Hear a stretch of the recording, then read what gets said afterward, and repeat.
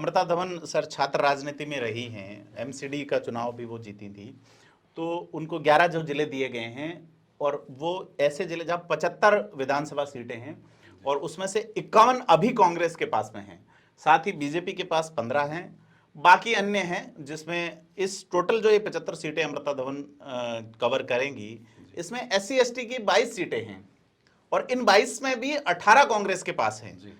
और बड़े बड़े दिग्गज नेता मैं बताऊं आपको, चाहे वो गोविंद सिंह डोटासरा हो, प्रताप सिंह खाचरियावास हो, चाहे प्रसादी लाल मीणा हो, चाहे और भी जो कैबिनेट मंत्री जिसमें शांति धारीवाल हैं, जिसमें महेश जोशी हैं, तो ये एक समझ में नहीं आया। आधा हाड़ौती दिया गया है इनको, झालावाड़ और 12 काजी निजामुद्दीन को, बूंदी और कोटा दिया गया है अमृता धवन को, शेखावाटी का एक बड़ा हिस्सा सीकर अमृता धवन को दिया गया है, झुंझुनू और चूरू का कुछ चूरू ये दोनों दिए गए हैं वीरेंद्र सिंह राठौड़ को। वीरेंद्र सिंह करनाल हरियाणा से आते हैं। तो ये बंटवारा समझ में नहीं आया कि वोटर का टेस्ट कैसे वो, क्योंकि को रिलेटेड तो सीटें आपस में एक दूसरे में तो होती है सर चीजें। देखिए पहले जो बंटवारा होता था उसमें संभाग का ध्यान रखा जाता था, जैसे हाड़ौती संभाग का एक प्रभारी है या ढूंढाड़ का एक प्रभारी है, उस तरह से आंचलिक आधार पे दिया जाता था। और उससे एक फायदा ये भी होता था कि जो कनेक्टेड सीटें हैं वहाँ से एक दूसरे को सपोर्ट मिल सके जी। लेकिन 12 और झालावाड़ आप एक को दे रहे हैं, बूंदी और कोटा दूसरे को दे रहे हैं जी। तो साथ में उनको आप कनेक्ट कर रहे हैं बांसवाड़ा के साथ, प्रतापगढ़ के साथ, इस तरह से। तो इससे एक आरोप की पुष्टि निश्चित रूप से होती है जो ओवैसी लगाते हैं जी। साथ ही वीरेंद्र सिंह राठौड़ को उस इलाके में जो जिम्मेदारी दी गई है जहाँ पे वो ज़्यादा कुछ कर नहीं पाएंगे, वहाँ पर इतने प्रभावशाली मंत्री हैं, BD कल्ला है, खुद मुख्यमंत्री अशोक गहलोत का इलाका है, तो वो उनके सजेशंस कितने मायने रखेंगे ये देखने वाली बात है।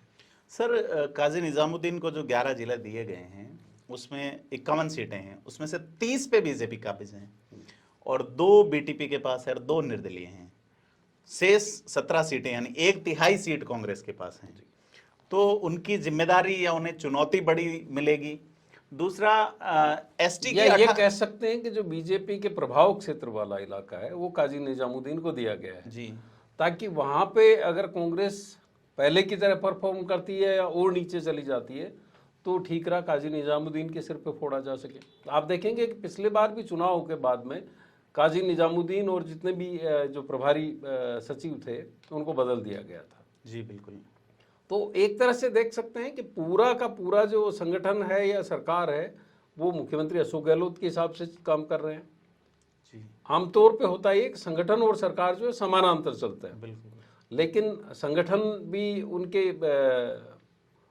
मतलब उनको फॉलो कर रहा है और जो प्रभारी महासचिव बनाए गए हैं जिन पे ये आरोप भी लगता रहा है कि वो सरकार के प्रवक्ता के तौर पर काम कर रहे हैं, उनको जिम्मेदारी ये दी गई थी कि किसी भी तरह से जो यहाँ पे धड़ेबाजी है पायलट और गहलोत के गुट के बीच में उसको खत्म किया जा सके। लेकिन कुछ दिनों बाद में आते ही ऐसा लगा था जैसे नया कोई थानेदार लगता है तो आते ही वो सट्टे के खिलाफ कार्रवाई करता है ना, एक अपनी मौजूदगी दिखाता है जी। लगातार पेट्रोलिंग करता है, लेकिन कुछ दिन बाद में पता चलता है कि सब कुछ सामान्य तरीके से चल रहा है, पहले की तरह चल रहा है। तो रंधावा साहब भी आए थे तो ऐसा लगा था कि चीज़ें बदलने वाली है, लेकिन अब लगता है कि सब कुछ जो है वो मुख्यमंत्री अशोक गहलोत के हिसाब से चल रहा है और संगठन और प्रभारी महासचिव जो है उनको सपोर्ट कर रहा है। ये था आज का धारा प्रवाह और हमारे साथ थे वरिष्ठ साथी श्रीपाल सक्तावत जी।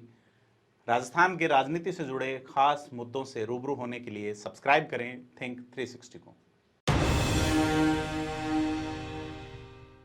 तेरे इस छोटे से ढक्कन से मेरे पूरे कपड़े महक जाते हैं, तेरी झाग से मेरे पूरे कपड़े साफ हो जाते हैं। Oswal detergent liquid.